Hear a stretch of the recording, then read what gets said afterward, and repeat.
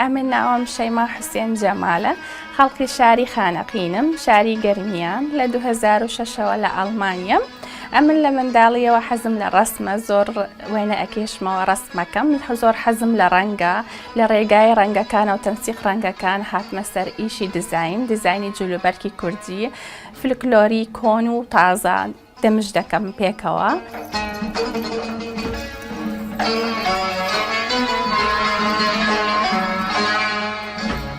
ئەمشەو من میێوانی بەرنامەی دیاسپۆرەم، چاوەڕوان بن لەبەر ئەوەی زیاتر ئیشەکانم بناسن، زیاتر لەسەر ئیشەکانی خۆم قسان دەکەم.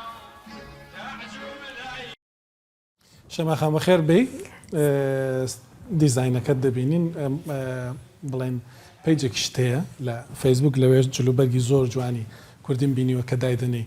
پێش ئەوەی کە باسی ئەو مژاری تۆ بکەین، باسی ئەومان دەکرد خەڵک کە دەڕواتەوە کوردستان لەوێ جل زۆر دێنێ. سپاس دەکەم کاک هێمن بۆ میوانداری کردن بۆ بەرنامەی دیاسپۆرە لە کەناڵی ڕوودا، زۆر سپاسدانەکەم. ئەرەوەڵا زۆر ئەمن خۆمیش پێشەوە بۆ ئیشە دەستی پێ بکەم، زۆر کێشەی ئەو جلانەم هەبوو کە جلم ئەهێنا لە کوردستانەوە لە کیلوی زیاد ئەبوو، ینی بە مەجبوری دەبی ینی بەجێ بهێڵێنیان ئەوەتە پارەی بدەین بهێنین لەگەڵ خۆمانم. بەس ئەلحەمدوللا ئێستا ئەو هەنیە شتەکە گۆڕا. ئەمن لە 2007ەوە ئیشە دەکەم، جلی کوردی دروست دەکەم، پۆستم هەیە بۆ هەموو وڵاتان، خانمان داوا دەکەن لەسەر بەیجەکان و پۆست دەکەم بۆیان. گوتت لە راپۆرتەکەدا دەڵێ ستایلی کۆن و نوێ تێکەڵاو دەکەم. ستایلی تۆ زۆرتر ستایلی گەرمیانیە یان بەشەکانی کوردستان؟ ئەمن فلکلۆری کوردی ئەوە ناتوانین بیگۆڕین، بەس دەتوانین مەثەلەن شتێکی لە ئەکسسواراتەکان بیگۆڕین، لە ئەو میرگەکانی بگۆڕین بە شێوەیەکتر، بەڵام ئەوەی مۆدیلی فلکلۆری کۆن هەروەکو خۆی ئەمێنێتەوە. هەموو ناوچەکانی کوردستانە؟ هەموو ناوچەکانی کوردستان، مەهاباتی، ئەوەی هین لۆڕی خۆمان کە لە هۆر خانەقین، سۆرانی، ئەوەی باجینان. ئێستا زۆر خەڵک هەیە زۆر حەزیان لە ئەوەی سۆرانی لە هەموو زیاتر ئەڕوا کە سۆرانی دەڕوات. بەڵێ کوردی سووریا، کوردی تورکیا، ئەمن کە کوندم هەیە، کوندەکان بەڵێ داوا دەکەن ئەڵێن هینمان دەوێتن، ئەوەی سۆرانیمان دەوێت کە ئەوەی سۆرانی چۆنە؟ سۆرانی دائیمەن دێ کراسی نۆرمالە، کلۆژ دێتن، کەوای درێژ لەسەرەتی، ئەوە زۆر زۆر دەڕواتن، زۆر ئەمە سلێمانیە سۆرانیە؟ سۆرانیە.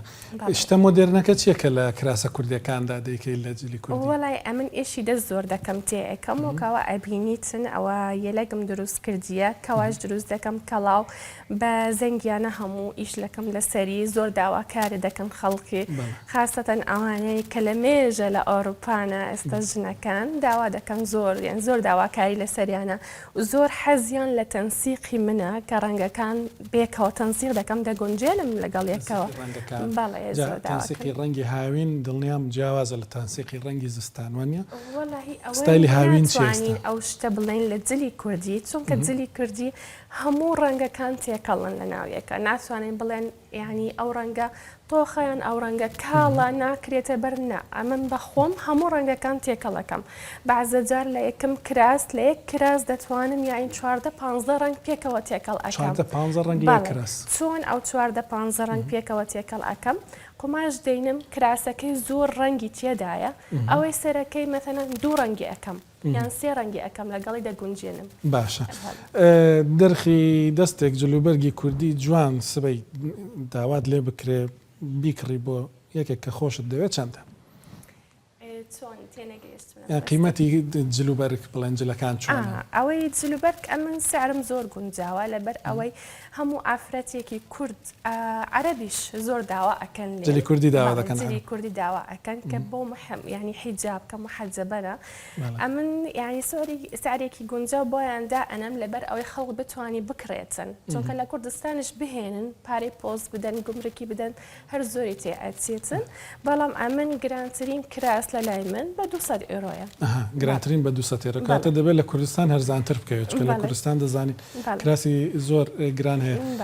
یەکێک بێ جل ئۆردەر بکە لای تۆ جل بدرێت چۆن دەیکات چونکە خۆ دەبێت بیپێوی دەبێت ئەوەی کە لە دەرەوەی ئەڵمانیا بێتن یان دوور بێتن لەسەر ئەنتەرنێت لەگەڵ سەر واتساب لەگەڵی کۆنتاکت دەکەم بە کامیرە قیاسات یەکتر ئەبێن ئەگەر نێزانی قیاسی خۆی وەربگری بەڵام ئەگەر قیاسی خۆی بزانیان خەیاتی نزیک هەبێ قیاسات جوان بۆم ئەنێریتن ئیتر لەو ڕۆژە من ئەو ئیشە دەکەم تا ئێستا یعنی شتێکی خراپ ڕوو نەدا بڵێن ئەو قیاسە نەگونجاوە لەگەڵی درێژ بێ کورد بی نا هەموو قیاسەکانی بە جوانی پێ ئەڵێم ڕسمم کردووە بە جوانی قیاسی چیم پێویستە بۆم ئەنێرن قماشەکە اختیارەکەن پێم ئەڵێن ڕسمی خۆیانش بۆم ئەنێرن ئەڵێ ئەو ڕەنگە لەگەڵ دەمچاومان دێتن ئەڵێم ئایان یارمەتیان دەدەم ئەڵێم ئەو ڕەنگەوە بەو ڕەنگە نایەتن جوان نییە یارمەتیان دەدەم جار قوتعەیەکی جوان بۆیان اختیار دەکەم بۆیان ئەنێرم پۆست دەکەم.